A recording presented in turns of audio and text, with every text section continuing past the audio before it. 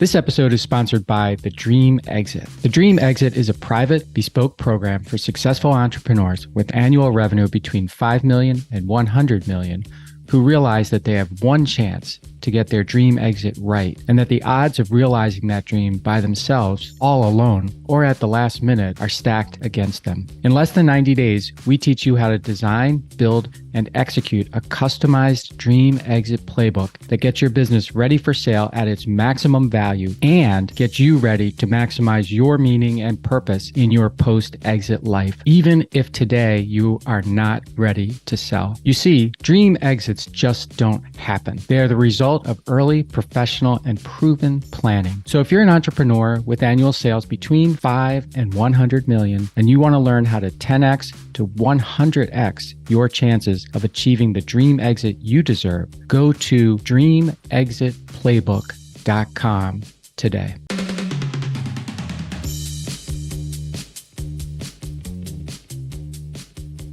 Hi, everyone. It's Mike, and welcome back to this free Thinking Friday episode of the How Did It Happen podcast. On Fridays, as you know, I like to spend about 10 minutes or so talking with you about something that I'm working on, something I've read about, something that someone has shared with me that interested me, and hopefully something that will interest you as well. And today, I want to talk to you about speaking, specifically public speaking. So you've no doubt heard that many people dread and fear public speaking. Some say they fear it more than dying, which I'm hoping can't possibly be true. But nevertheless, I've thought about this a lot because for most of my life, I was one of those many people who dreaded public speaking. I mean, not sure if I dreaded it more than dying, but I dreaded it pretty bad. And the reason, as far as I can tell, is that I never trained or practiced to be a speaker. And early in my life. And then when I was 23 years old or so, I was working for a really big company, and I was asked to talk to a big group of people at a national conference, which should have been a great honor because it was a great opportunity. But instead of propelling me and my speaking career forward, it instead buried both. At least in my mind, it buried both. And by the time I went up on the stage, I was sweating so much. I mean, really sweating so much. And my mouth was so dry and my confidence was so low that I felt like I couldn't do it. And I flat out bombed. I mean, really bombed. At least that's how I choose to remember it. And I've chosen to remember it for a really long time. And that's what kept me away from public speaking for about the next 20 years, which is, when you think about it, it's ridiculous, but sometimes your mind can be ridiculous and you believe it. And that's what I did. And it turns out, like in retrospect, it turns out that that was such a terrible mistake. Like, I never made a habit out of running from much. But as you can see from this conversation, I ran from speaking, and for all the wrong reasons. You see, I felt like I embarrassed myself and I couldn't deal with that.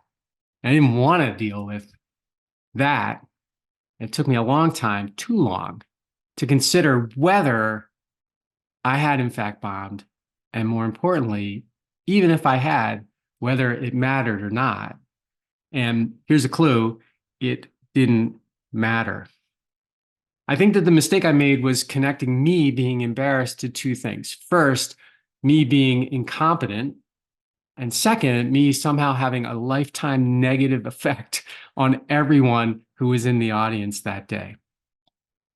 And neither is or ever was true. In fact, while I was thinking about my poor performance for 20 years, I am quite sure that everyone else had forgotten about it in less than 20 minutes, some in less than 2 minutes, and some in less than 20 seconds. If they even thought that I sucked. And I'm guessing that many didn't think that either. So after that 20-year hiatus, I finally acknowledged the problem.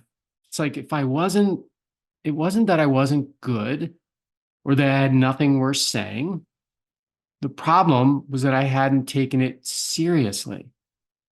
I hadn't educated myself and I hadn't practiced. And so I did. I went to a training course. I went to the Ty Boyd speaking course, which I think is still around. It was fantastic.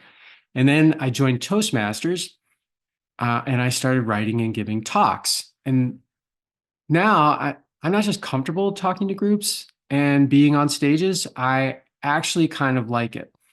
I still get nervous, sure, just like I would before any game that I was playing in or any date that I was going on or anything big in my life. And that's okay because that's normal. It's expected. I mean, if you don't feel that way when you're doing something important and a little bit challenging, and I'm not sure that you have high enough expectations for yourself, or at least that's how I like to think about it. But what I know now and didn't know then is that I am in the game. I may not blow everyone in the audience away with my talk, but that doesn't matter. I know that my message will connect with some, with a few, with one even. And I know that I will do the work that will make it impossible for me to suck. And I know that whatever happens, tomorrow will come and we'll all be okay. So I call my latest keynote talk, Releasing the Icon in You. I'm really proud of this. It's super cool and you should hear it or have me into your organization to give it because it's a message that I think everyone can get some value out of. So my question for you is, as I leave today, what are you talking about next? What are you talking about next? I hope you're talking about something next. And I know that whatever you're talking about, if you're prepared, if you love what you're talking about, you will get in front of people and you will have a huge impact on them, sharing your message, inspiring them, or whatever you're trying to do with them, getting them to buy what you are selling, whatever. And I'm excited to hear about it. So let me know what you're talking about next. And thank you so much for joining me today for this Free Thinking Friday episode. I hope you got some value out of it. That is my goal, of course. And if you like it, you're not yet subscribing or following the podcast, please hit the follow button or the subscribe button. Share it with your friends. Leave me a review. Reach out. Tell me. Talk to me. Tell me what you think. I do this for you and I to connect on a deeper level and share some really cool stuff. So feel free to connect with me. And until next time. Hey everybody, thanks for listening to the show. And before you go, I just have 3 requests for you. 1, if you like what I'm doing, please consider subscribing or following the podcast on whatever podcast platform you prefer. If you're really into it, leave me a review, write something nice about me, give me 5 stars or whatever you feel is most appropriate. Number 2, I've got a book. It's called Ownership: How Getting Selfish Got Me Unstuck. It's an Amazon bestseller. And I'd love for you to read it or listen to it on Audible or wherever else, Barnes & Noble, Amazon. You can get it everywhere. If you're looking for inspiration that will help you unlock your greatness and potential, order or download it today so that you can have your very own copy. And if you get it, please let me know what you think. Number 3, my newsletter. I do a newsletter every Thursday and I talk about things that are interesting to me or I give more information about the podcast and the podcast guests that I've had and the experiences that I've had with them. You can sign up for the podcast today at my website, which is my name, MikeMalatesta.com. You do that right now, put in your email address, and you'll get the very next issue. The newsletter is short, thoughtful, and designed to inspire, activate, and maximize the greatness in you.